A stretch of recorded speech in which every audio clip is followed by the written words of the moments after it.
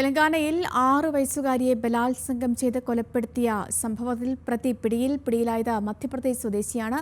അമ്മയ്ക്കൊപ്പം ഉറങ്ങിയ കുഞ്ഞിനെ പുലർച്ചെ തട്ടിക്കൊണ്ടുപോയ ശേഷം അതിക്രൂരമായി കൊലപ്പെടുത്തുകയായിരുന്നു. തെലങ്കാനയിലെ പെദപ്പള്ളി ജില്ലയിലാണ് മനസാക്ഷിയെ ഞെട്ടിക്കുന്ന സംഭവം നടന്നത്.